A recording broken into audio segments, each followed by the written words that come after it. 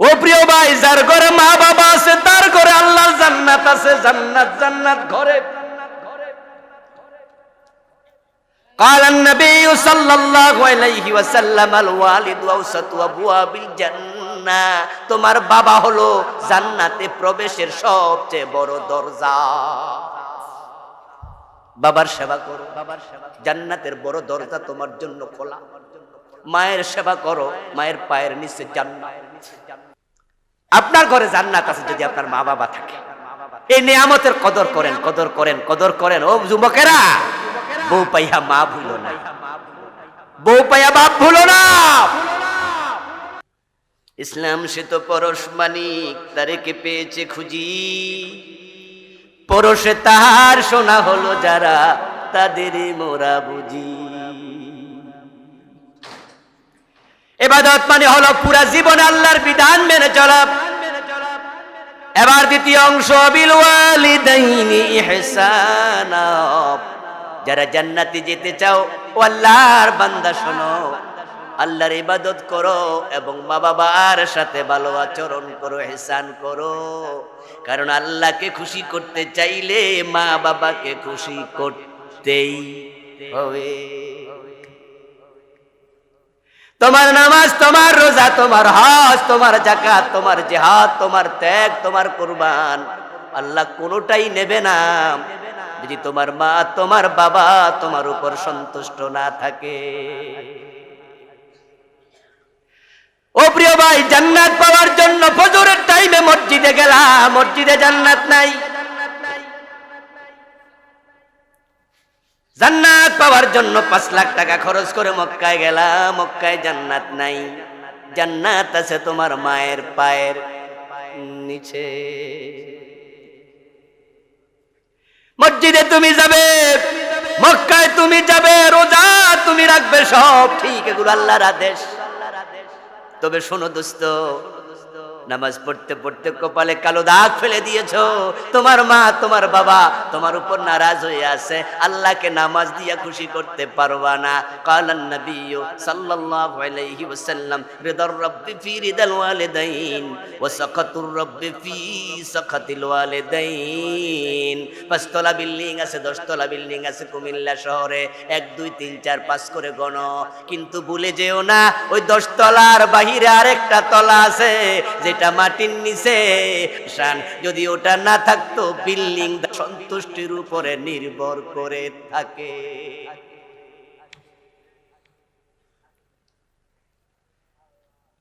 এই কোরআন শরীফের সবচেয়ে বড় আলেম যিনি সাহাবাদের মাঝে, উনার নাম আব্দুল্লাহ ইবনে আব্বাস রাদিয়াল্লাহু তাআলা আনহুমা। প্রিয় নবীজির আপন শাস্ত ভাই, উনাকে বলা হয় রাইসুল মুফাসসিরিন। উনার একটা হাদিস সহিহ বুখারীতে এসেছে, উনি বলতেছে, ইন্নী লা আ'লামু আমালান আকরাবু ইলাল্লাহি মিন বিররিল ওয়ালিদাইন। মানুষ যত আমল করে আল্লাহর কাছে যেতে চায়, আমি মা বাবার সন্তুষ্টি অর্জন করা, তাদের সাথে ইহসান করা, এর মাধ্যমে আল্লাহর যত তাড়াতাড়ি কাছে যাওয়া যায়, এমন আমল আর একটা আছে, এটা আমার জানা নাই। এই দুইজন মানুষকে খুশি করো, তোমার রব অল্পতে খুশি। আর এই দুইজন তোমার উপর নারাজ, তুমি 100 বার হজ করবা, আল্লাহ খুশি না। প্রিয় নবীজি মেরাজের রাতে জান্নাতে ঢুকলেন। রাসূলুল্লাহ বলছে, দাখালতুল জান্নাহ ওয়া সামিতু ফিহাল কুরআন। আমি জান্নাতে ঢুকে দেখি আল্লাহর এক বান্দা জান্নাতে কোরআন তেলাওয়াত করছে। আমি থমকে দাঁড়ালাম। ঈসা নবীর উম্মত হলে ইনজিল পড়তো, মুসা আলাইহিস সালামের উম্মত হলে তাওরাত পড়তো। যেহেতু কোরআন পড়ছে, এটা আমার উম্মত হবে। কি সৌভাগ্যবান উম্মত! শুধু জান্নাতে আসে নাই, আল্লাহর কোরআন পড়ার অনুমতি আল্লাহ দিছে। কি সুন্দর কণ্ঠে কোরআন পড়তেছে। আমার জানার শখ হলো, আমি জিবরিলকে জিজ্ঞাসা করলাম, ইয়া জিবরিলু মান হুয়া? জিবরিল লোকটাকে, তার পরিচয়টা একটু আমার জানাও। আল্লাহর কোরআন পড়ছে জান্নাতের মাঝে। জিবরিল আমিন বলে, ইয়া রাসূলুল্লাহ, চিনেন নাই নাকি? হুয়া হারিসা ইবনে নুমান, ও তো আপনার সাহাবী হযরত হারিসা। সুবহানাল্লাহ পড়ে। আপনার সাহাবী হারেস, বাবার নাম নোমান। অথচ হারেস বিন নোমান তখনও মারাই যায় নাই, সে জীবিত দুনিয়ায়। রাসূল দেখে সে জান্নাতে কোরআন পড়তেছে। দুনিয়ায় ফিরে আসলেন, হারেসাকে ডাকলেন, ও হারেসা, লুকায়ে লুকায়ে এমন কি ইবাদত করো, তোমার জান্নাতে দেখেছি।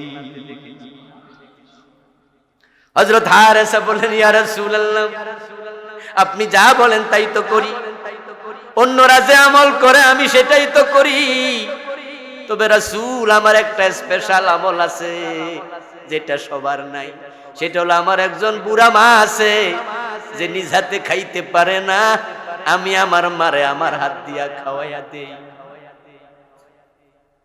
রাসূলের সাথে হারেসা গল্প করতেছে, এর মাঝে এলাকার 2-4 জন মানুষ রাসূলকে দেখা দৌড় মারছে, গল্পে আয়েশা শামিল হইছে। তারা প্রিয় নবীকে বলতেছে, কানা বাররান নাস বি উম্মিহি ইউতইমুহা বিয়াদিহি ওয়া ইয়াগসিলুহা বিয়াদিহি ওয়া ইয়াফলি রাসাহা বিয়াদিহি। হুজুর, আমরা সাক্ষী দেই, সে শুধু হাত দিয়া খাওয়ায় না, সে তার মারে গোসলটাও করাইয়া দেয়। বেশি বুড়া হয়ে গেছে, মা গোসল করতে পারে না, হারেসা মারে গোসল করাইয়া দেয়, মায়ের মাথার চুলগুলা নিজে আশ্রয়া দেয়, মায়ের গায়ের মাঝে তেল মালিশও করে।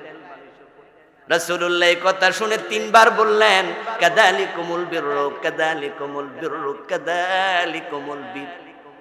ও হারেসা বিন নোমান, আমি বুঝে ফেলেছি রে, এটাই তো বিররুল ওয়ালিদাইন, এটাই তো মাতা পিতার সাথে ইহসান। তোর মায়ের দোয়ার কারণে তুই দুনিয়ায় থাকতে জান্নাত পেয়ে গেছিস। ও প্রিয় ভাই, যার ঘরে মা বাবা আছে তার ঘরে আল্লাহর জান্নাত আছে। জান্নাত জান্নাত ঘরে। قال النبي صلى الله عليه وسلم الوالد اوسط ابواب الجنه। তোমার বাবা হলো জান্নাতে প্রবেশের সবচেয়ে বড় দরজা। বাবার সেবা করো, জান্নাতের বড় দরজা তোমার জন্য খোলা। মায়ের সেবা করো, মায়ের পায়ের নিচে জান্নাত। প্রিয় নবীজি একদিন আলোচনা করতে গিয়ে হঠাৎ করে রেগে গেলেন, বদদুয়া দেয়া শুরু করলেন। আল্লাহ রাসূল সাল্লাল্লাহু আলাইহি ওয়াসাল্লাম স্বাভাবিকত বদদুয়া দিতেন না, অভ্যাসে নাই, কিন্তু আজকে তিনি 3 বার বদদুয়া দিলেন, রাগমান ফু রাগমান ফু রাগমান ফু।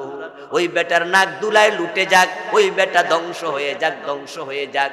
কোন একজন সাহাবী দাঁড়ালেন, ইয়া রাসূলুল্লাহ মান হুয়া, হুজুর আপনি কাকে বদদুয়া দেন আমরা বুঝতে পারিনি। আমার রাসূল জবাব দেয়, মান আদরাকা ওয়ালিদাইহি ইনদাল কিবার আহাদাহুমা আও কেলাইহিমা। যে ব্যক্তি মা বাবার 2 জনকে অথবা 2 জনের একজনকে বুড়া অবস্থায় পেয়েছে, ওয়ালাম ইয়াদখুলিল জান্নাহ, অথচ জান্নাত পায় নাই, তার মতো উম্মত আমার দরকার নাই, সে ধ্বংস হোক, তার ঘরে তো 2টা জান্নাত ছিল। আপনার ঘরে জান্নাত আছে যদি আপনার মা বাবা থাকে। এই নিয়ামতের কদর করেন, কদর করেন, কদর করেন। ও যুবকেরা, বউ পাইয়া মা ভুলো না, বউ পাইয়া বাপ ভুলো না। বউকে ভালোবাসতে যাইয়া বউয়ের কথা শুনা মা বাবাকে আলাদা করে দেয়, এমন জালেম ছেলেও আছে, আছে কিনা? আরে বিয়ে 6 মাস পরে ঢাকা চলে যায়, বলল ঢাকা চলে যায়।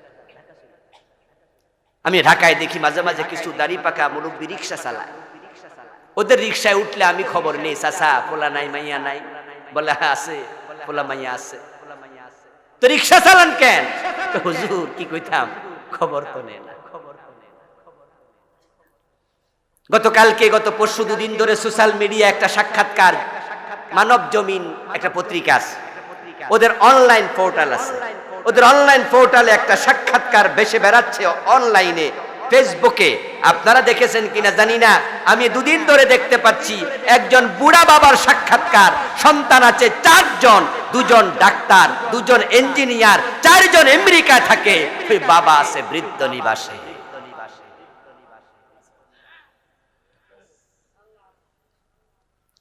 মা বাবার খবর নেয় না, ঢাকা চলে গেছো, বউয়ের কথা শুই না, মায়ের লগে ঝগড়া কইরা 1 মাস কথা কয় না, এমন জালেম ছেলে আছে না নাই?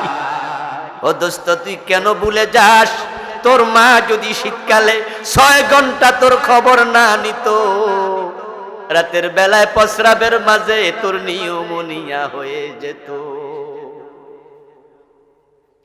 আরে মা কত কষ্ট কইরা প্রসব করছে, ওই মায়ের মুখের দিকে তাকায়া ধমকায়া কথা, মারে যা তাক। প্রসব বেদনা যে কত কঠিন পুরুষ মানুষ আমরা বুঝবো না, কিন্তু আল্লাহ তাআলা বলছে ওয়াদাতহু কুরহা, ওয়াদাতহু কুরহা, তোমার মা তোমাকে খুব কষ্ট সহ্য কইরা প্রসব করছে। একসাথে একজন মানুষের যদি 20টা হাড্ডি ভেঙে যায়, তাহলে যেই পরিমাণ ব্যথা হবে চিকিৎসা বিজ্ঞান বলে সেটা হচ্ছে 45 ইউনিট ডেল। ব্যথার যে হিসাব, ওই ব্যথার হিসাবে সেটা হলো 45 ইউনিট। 20টা হাড্ডি যদি একসাথে ভেঙে যায়, এই ব্যথা পরিমাণ হবে, মানুষটা বেহুশ হবে না, চিৎকার দেবে, কাঁদবে, এর চেয়ে বেশি হলে বেহুশ হয়ে যাবে, আরো বেশি ভাঙলে মরে যাবে। কিন্তু সন্তান প্রসবের সময় মায়ের যে কষ্ট, ওটা তারা হিসাব করে দেখে 57 ইউনিট ডেল, 57। এর মানে 20টা হাড্ডি একসাথে ভাঙলে যা ব্যথা হয় এর চেয়ে 12 গুণ বেশি।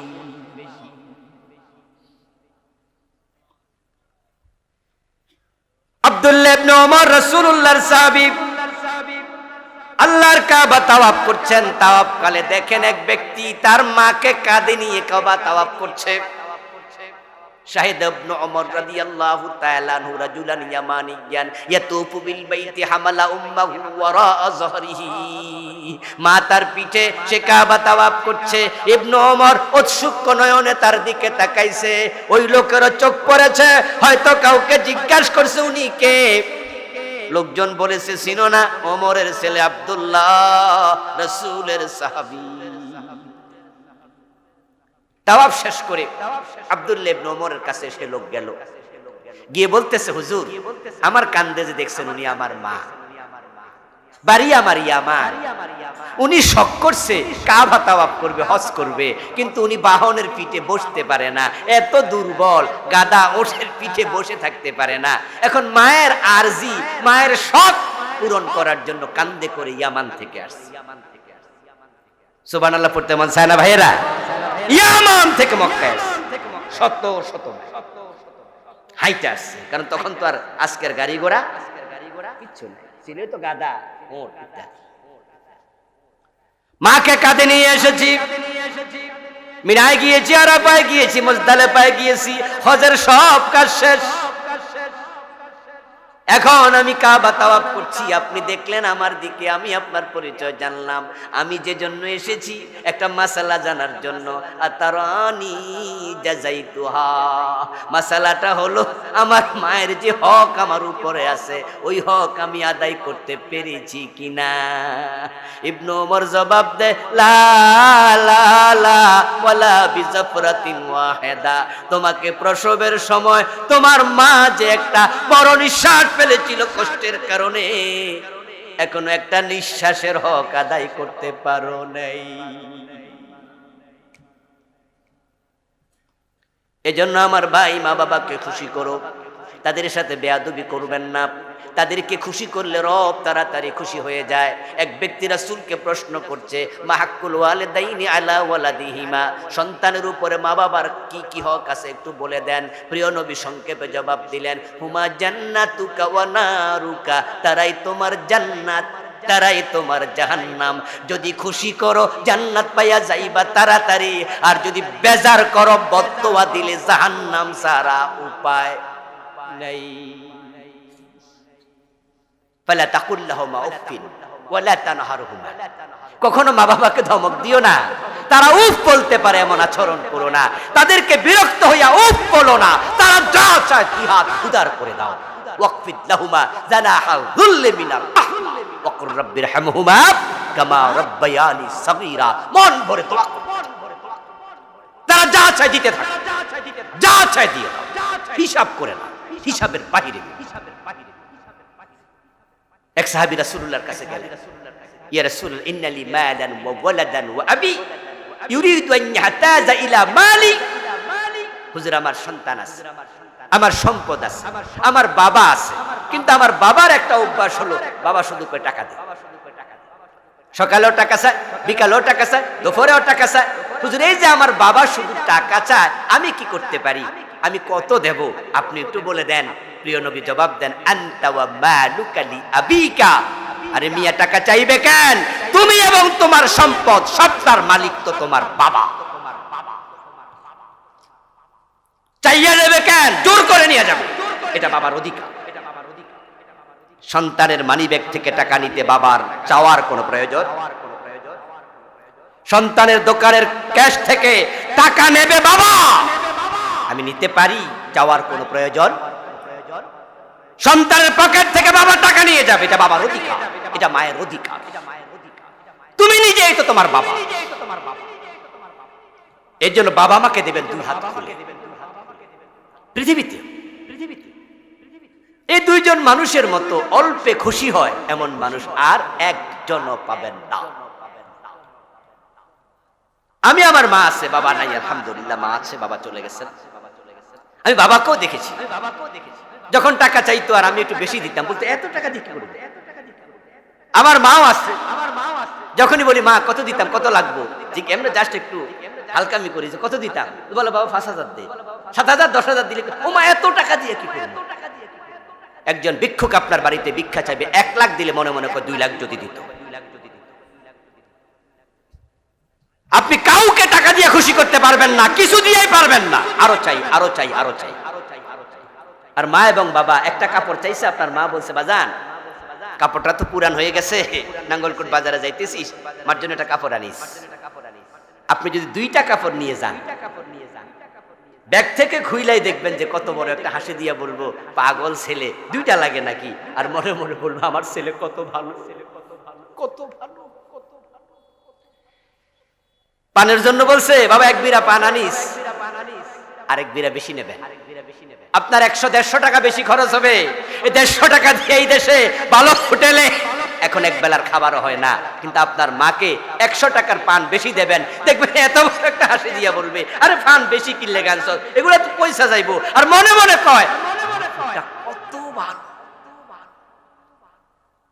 দোয়া কলিজা থেকে নেবেন, কলিজা থেকে নেবেন। দুনিয়া আখিরাত দুইটা আল্লাহ ভরপুর করে দেবে কল্যাণ দিয়ে। আপনি যেমন, আপনার সন্তানরা হবে ঠিক।